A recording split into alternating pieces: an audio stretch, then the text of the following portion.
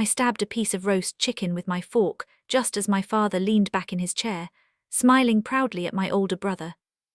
"That's the kind of ambition I'm talking about," Dad said, lifting his glass. "Mark knows how to make something of himself." Around the table, a few relatives nodded. My aunt even clapped softly. I kept eating. Then Dad turned toward me. "And Jane," he sighed dramatically, "you'll never measure up to your brother." A couple of nervous laughs escaped around the table. My mother didn't say anything. Mark looked uncomfortable but didn't speak. I felt something inside me finally stop trying to survive. For years I had swallowed comments like that. I smiled through birthdays, holidays, anniversaries, every gathering where I somehow became the example of what not to be.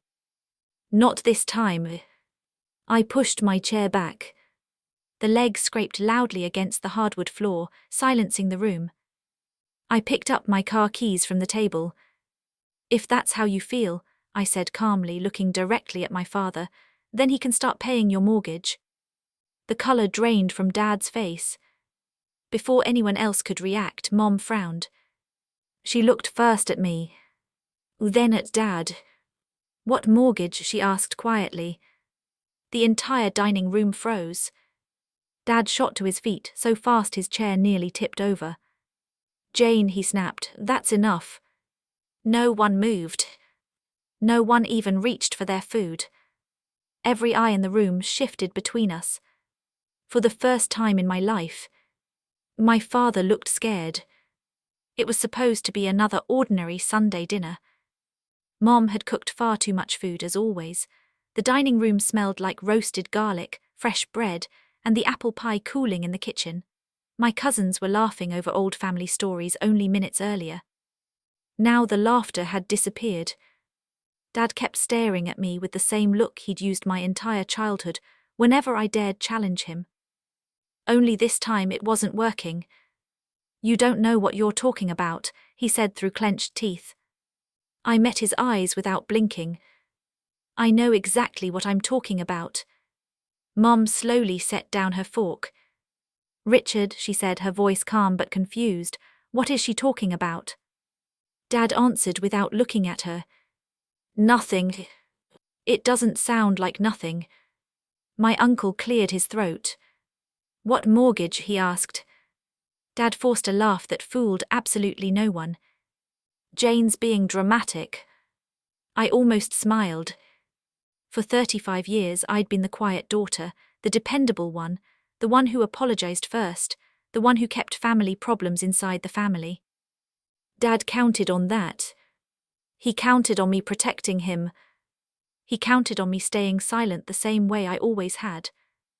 But something about hearing, once again, that I'd never measure up to my older brother had finally broken whatever promise I'd made to myself years ago.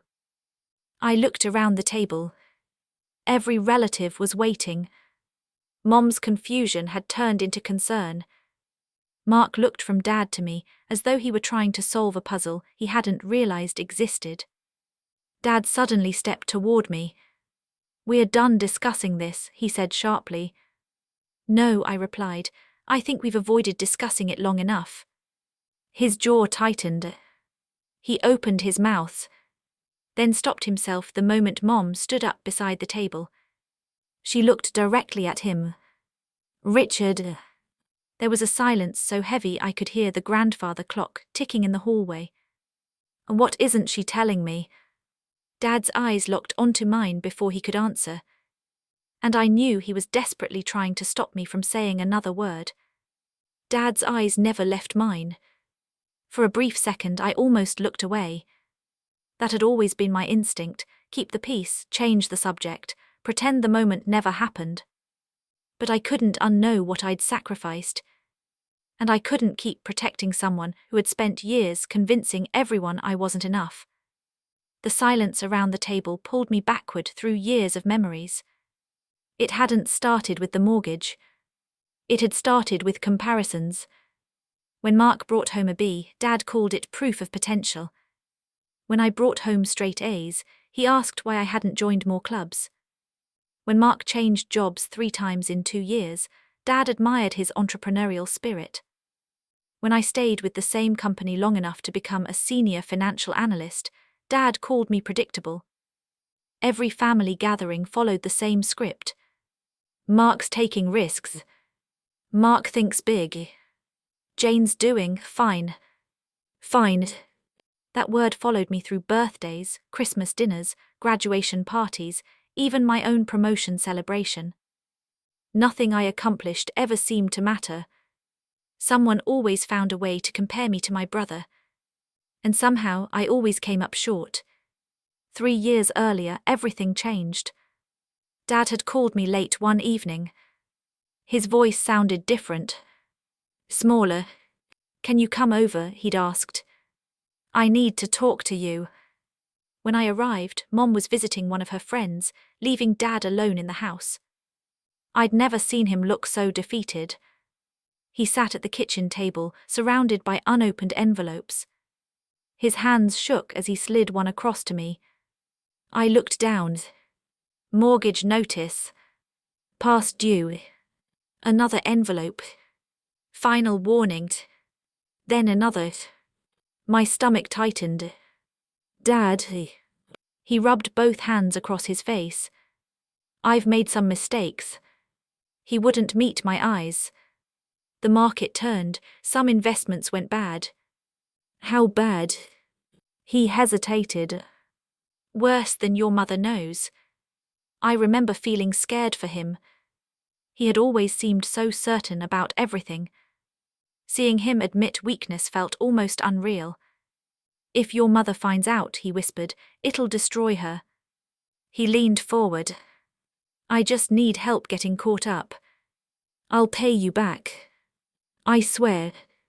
I asked the obvious question. "Why don't you tell Mom?" "No." The answer came immediately. "No." His face hardened. "She can't know. She thinks everything's under control. If she finds out I've fallen behind." He couldn't finish the sentence. Instead, he looked at me with tears forming in his eyes. "Please, Jane. I'll fix this. I just need some time." I believed him. Not because I was naive. Because he was my father. I had enough savings to help. Not enough to erase everything overnight, but enough to stop the foreclosure process. I agreed. Dad insisted the payments go directly to the lender instead of through him. "It'll be cleaner," he said. "And it'll stay between us." I didn't like keeping secrets from Mom. But Dad kept repeating the same thing. "I'm protecting her. Once I'm back on my feet, I'll tell her everything." Months became a year. 1 year became 2. Every month another payment left my account. Every month Dad thanked me privately. Every family gathering, though, nothing changed. He still praised Mark. He still found reasons to criticize me. He still acted like I contributed nothing to the family. At first I assumed he was embarrassed. Then I started noticing little things. Dad bought an expensive new grill. He took golfing trips with friends. He insisted on hosting elaborate holiday dinners. Whenever I asked whether things were improving financially, he always had the same answer. "Almost. Just a little longer." The promises never stopped. Neither did the comparisons. Standing in that dining room now, I finally saw the pattern for what it was. I hadn't just been helping my parents. I'd been helping my father protect a version of himself that everyone else believed. And one question kept growing louder in my mind. If Dad truly intended to repay me, why had he worked so hard to make sure Mom never learned who had really been paying for their home? Dad took one step toward me, lowering his voice as if that could erase what had already been said. "Jane," he warned, "not another word." I looked past him. "I'm not talking to you anymore." I turned to Mom. "I'm talking to her." The room became so quiet that the ticking clock in the hallway sounded deafening. Mom folded her hands together. "Jane," she said carefully, "please, tell me what you meant." Before I could answer, Dad cut in. She's upset, she's twisting things because of what I said. My aunt frowned. Richard, she doesn't look upset. No, my uncle added, she looks certain. For the first time all evening, the attention wasn't on me. It was on my father. Mom looked from one face to another before returning to me. What mortgage? I took a slow breath. For the past 3 years, I said, I've been sending payments directly to your mortgage lender. Mom blinked. What? Dad slammed his hand on the table. That's enough. Nobody flinched except him. I kept my voice calm. Dad told me he had fallen behind. He said if the bank wasn't paid, you'd lose the house. Mom stared at him. Richard. He pointed at me. I borrowed money from her, that's all. I shook my head. No. You told me not to transfer the money to you. You told me to pay the lender directly. Dad's face tightened. Jane, stop. No. Mom's breathing became uneven. You've been paying our mortgage. I nodded. Almost every month. She looked at Dad as though she didn't recognize the man standing across from her. You told me the house was almost paid off.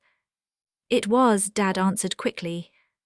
I mean, it is she's exaggerating. I reached into my purse. I didn't think I'd ever need these. Dad's expression changed instantly. What are you doing? I keep records. I pulled out a folder I'd brought only because something inside me had expected this dinner to end badly. Inside were printed bank statements, mortgage confirmation emails, electronic payment receipts. I laid them gently on the dining table. No one spoke. My uncle leaned forward first. The payment dates stretched across years. Every month. Without interruption. My cousin whispered, those are all Jane's accounts. Mark pushed his chair back. Wait. He looked genuinely confused. I thought Dad handled everything. So did I, Mom replied quietly. Her voice sounded smaller than I'd ever heard it. Dad tried to laugh. They don't prove anything. I slid one final document across the table. The lender's confirmation letter. It shows exactly where every payment came from. Mom picked it up with trembling hands. She read the first few lines. Then she looked back at Dad. Her face had gone completely pale. Every birthday dinner, every anniversary toast, every speech where Dad had proudly talked about providing for this family. She suddenly remembered them all. And so did everyone else. The compliments they'd given Richard. The jokes they'd laughed at when he compared me to Mark. The praise he'd accepted without hesitation. All while I quietly made sure they still had a roof over their heads. No one knew where to look. Dad's confidence began slipping away. His excuses came faster, but none of them fit together anymore. You don't understand. It wasn't like that. I was going to explain. When Mom asked, he had no answer. Mark rubbed the back of his neck. I never paid anything. No, I said softly. I know.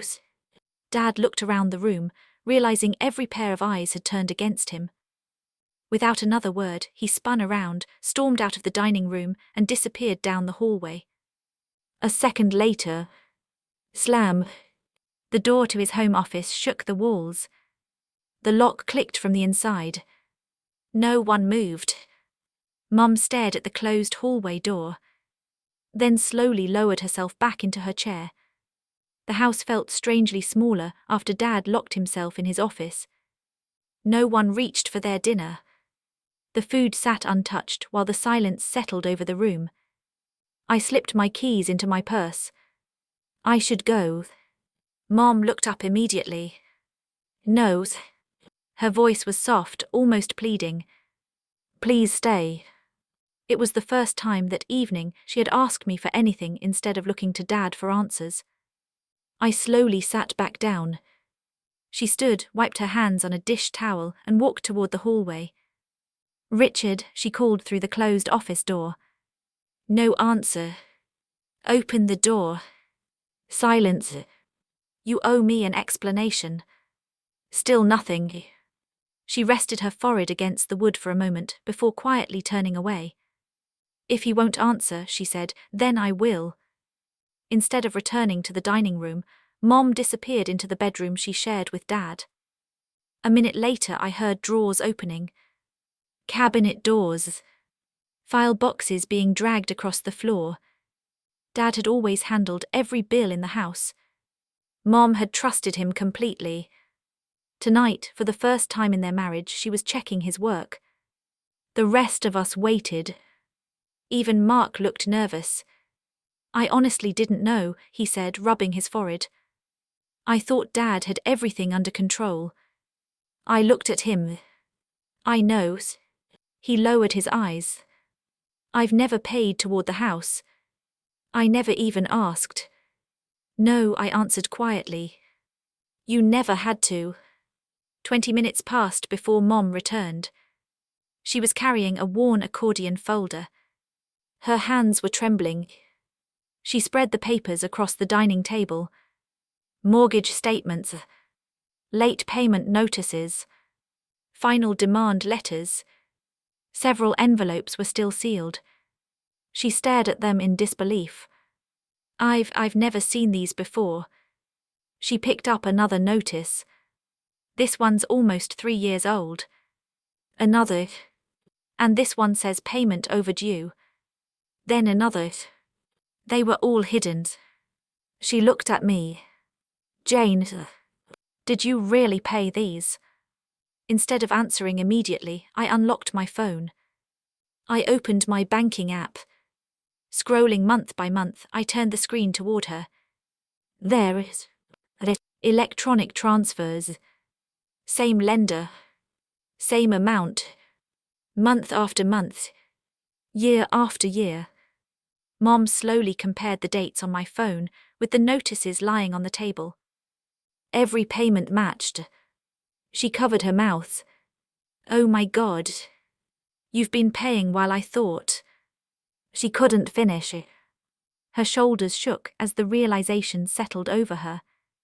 I had postponed buying my own home, skipped vacations, ignored promotions that required relocating. Every financial decision I'd made for years had been built around one promise: save my parents' house. And all the while, Dad had stood in front of our family, calling me the child who would never measure up. Mark stared at the payment history. "I didn't even know you were helping. You never told me." Dad asked me not to. Mum looked toward the hallway. "So every time Richard said he was taking care of this family." Her voice cracked. "And it was actually you." At that moment the office door finally opened. Dad stepped into the hallway. His tie was gone. His face looked older than it had an hour earlier. But his voice still carried the same stubborn pride. "I did what I had to do." Mom stood. "If you paid the mortgage," she asked, holding up one of the statements, "why did Jane have to?" Dad opened his mouth. Nothing came out. He glanced at the papers, then at my phones, then around the room. No explanation fit anymore. The late notices, the hidden files, the direct transfers, the years of secrecy. Every piece fit together. I finally understood why he had spent so many years convincing everyone I was less successful than my brother. As long as I remained the disappointing daughter, no one would ever think to question the father. The silence stretched until Dad finally lowered his eyes. When he spoke again, his voice was barely above a whisper. "There's something none of you know." He swallowed hard. "It's about what happened to my retirement money." Dad remained standing in the hallway, his shoulders slumped in a way I'd never seen before. For most of my life, Richard Carter had always looked larger than every room he entered. He spoke with certainty. He carried himself like a man who always had the answers. Now he looked like someone who had run out of them. Mom didn't say a word. She simply waited. "So tell us," she said quietly. Dad closed his eyes. "A few years ago," he began, "I started investing our retirement savings." Mom frowned. "Our retirement savings. I thought they were in conservative accounts." "They were." He swallowed. "Until I moved them." The room fell silent again. "I thought I could grow them faster." He let out a bitter laugh. "I kept chasing bigger returns after every loss." My uncle slowly lowered himself into a chair. "Richard." Dad shook his head. "I told myself the next investment would fix everything. It never did. Before I knew it." His voice cracked. Most of it was gone." Mom stared at him. "Gone." He nodded. "I couldn't tell you. I couldn't admit that after spending years acting like I knew everything about money. I'd nearly destroyed our future." He finally looked at me. "So I asked Jane for help." No one interrupted. "I told her we'd lose the house. I begged her not to tell anyone. I promised I'd repay every dollar." He lowered his head. "I never did." Mom slowly sank back into her chair. Tears rolled silently down her face. "You let me believe." She struggled to finish. "That you were paying the mortgage." "Yes." "You let me thank you." Another nod. "You let our family praise you." "Yes." "And every time you insulted Jane." Mom looked toward me. "You knew she was the one keeping this house." Dad covered his face with both hands. "I know." "No," Mom answered. "I don't think you do." She turned toward me. For a long moment, neither of us spoke. Then she walked across the room. "I'm so sorry." Her voice trembled. "I thought your father was carrying us. I had no idea." She reached for my hands. "And that it was you."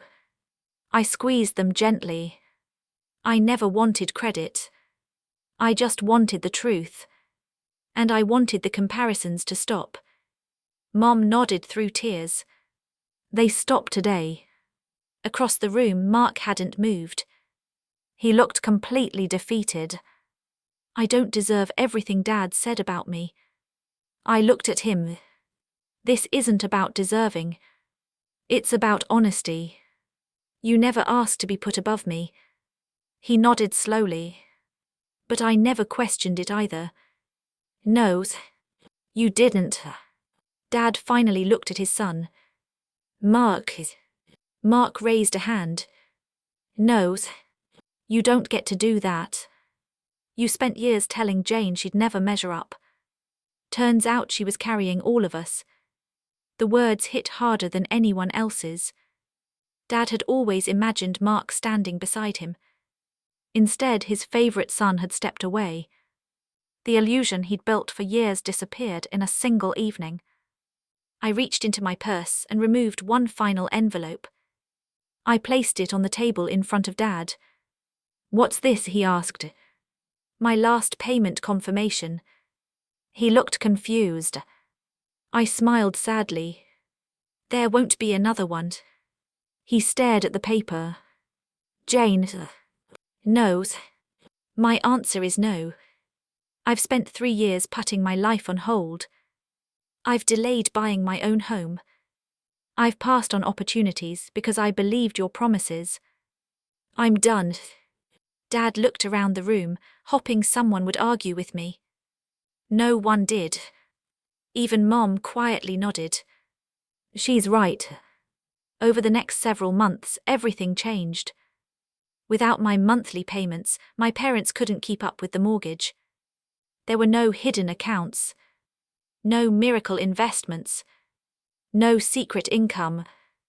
only the reality Dad had avoided for years. Eventually, they sold the house. It wasn't easy. Mom cried the day they packed the last box. Dad barely spoke. They moved into a smaller home they could actually afford. For the first time in decades, every bill reflected the truth instead of appearances.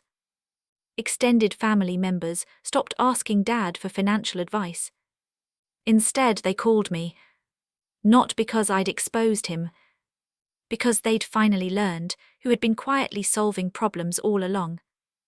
Mark and I slowly rebuilt our relationship. Without Dad constantly comparing us, we discovered something surprising. We'd never actually been competing. We'd both been living inside someone else's version of success. Mom and I began having coffee together every few weeks. Sometimes we talked about the past. Sometimes we didn't. Trust didn't return overnight. But honesty finally had a place where secrets used to live. As for Dad, he apologized more than once. I accepted his apology. Forgiveness, however, didn't mean returning to the old arrangement. The boundary stayed. So did the consequences. A year later, I signed the papers for my own home. Not a mansion. Not the biggest house on the block. Just a place that belonged to me. The day I walked through the front door with my keys in my hand, I realized something. For years, I'd believed keeping peace meant sacrificing myself. I was wrong. Real peace begins the moment you stop paying the price for someone else's pride. The day my father told me I'd never measure up to my brother was the day everyone finally learned who had been holding the family together all along.